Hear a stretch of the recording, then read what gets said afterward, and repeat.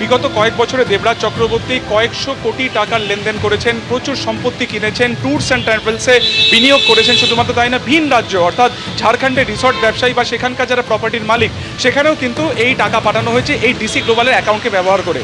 এবং আমরা এই মুহূর্তে যে ঠিকানাতে দাঁড়িয়েছি সেটি খুব ইন্টারেস্টিং, যেখানে গোয়েন্দারা এসে তাজ্জব বনে যান। এটি হচ্ছে জ্যাংড়ায় দেবরাজ চক্রবর্তীর যেটা পৈতৃক বাড়ি, সেখানকার ঠিকানা হচ্ছে রাজারহাট রোড, জ্যাংড়া, তোমার গোবিন্দ নিবাস। এবং সেই গোবিন্দ নিবাসের এই হচ্ছে দোতলা বাড়ি। এইখানের এই যে শাটার দেওয়া যে বাড়িটি, যে বাড়ির যে গ্রাউন্ড ফ্লোরের যে অংশ তুমি দেখতে পাচ্ছ, এই শাটার দেওয়া অংশকে এই ডিসি গ্লোবালের ঠিকানা হিসেবে দেখানো হয়েছে। অথচ তার পাশে কি লেখা আছে? তার পাশে লেখা আছে শ্রী দেবরাজ চক্রবর্তী। এখানে লেখা আছে, দ্বিতীয় লাইনে লেখা আছে দমদম বিকেপি সাংগঠনিক জেলা TMYC।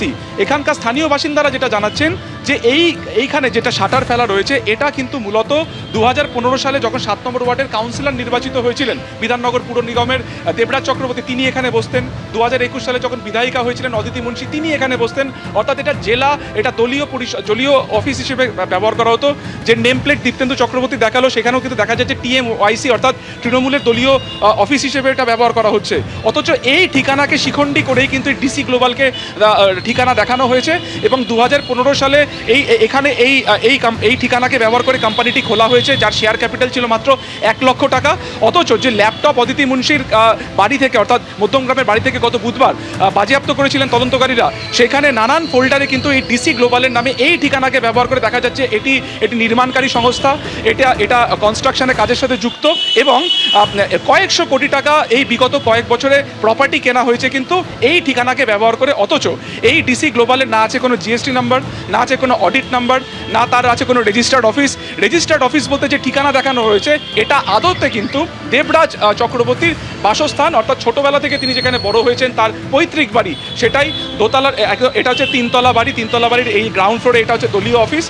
এবং পাশে হচ্ছে এন্ট্রি, ভেতরের মধ্যে বৃদ্ধ মা রয়েছেন দেবরাজ চক্রবর্তীর, আর কেউ নেই বাড়িতে। ফলত দলীয় অফিসকে একটি মানে ডিসি গ্লোবালের অফিস হিসেবে দেখিয়ে কয়েকশো কোটি টাকার সম্পত্তি কেনা, কয়েকশো টাকার লেনদেন হয়েছিল কার্যত এক অ্যাকাউন্ট থেকে এক অ্যাকাউন্টে। তাই এই মুহূর্তে এই ডিসি গ্লোবাল রহস্যের আওতায় রয়েছে, যেটা থেকে তদন্তকারীরা তদন্ত করে আসল তথ্য বের করার চেষ্টা করছেন। ধন্যবাদ সুকান্ত। আর এই রহস্যময় সংস্থা ডিসি গ্লোবাল নিয়ে প্রতিবেশীরা কি বলছেন দেখুন। কোনো অফিস ছিল না, না না না, কোনো কিছু দেখিনি। এটা ছিল ওর বাবা যখন কাজ করতো, বাবা মোজাগায় কাজ করতো, তখন এটা কাজ করার জন্য রাখতো, কন্ট্রাক্ট নিয়ে কাজ করতো ওর বাবা। না, এখানে কোনো বোর্ড কোনোদিন দেখিনি। এখানে বসতেন, ওই যে উনি কাউন্সিলর ছিলেন, বিধায়ক ছিলেন, সবাই আসতো, পাবলিক আসতো, উপকার করতো, কাজ করতো, সবাই আসতো, কাজ করতো না।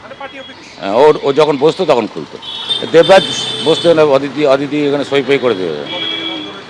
ভোটের আগে থাকতো, রেজাল্ট আগে থাকতেই বন্ধ হয়ে গেছে। যখন থেকে ডিক্লেয়ার হয়ে গেছে তখন তো সই চলেন না, কোম্পানি ছিল না। এবিপি আনন্দ, এগিয়ে থাকে, এগিয়ে রাখে।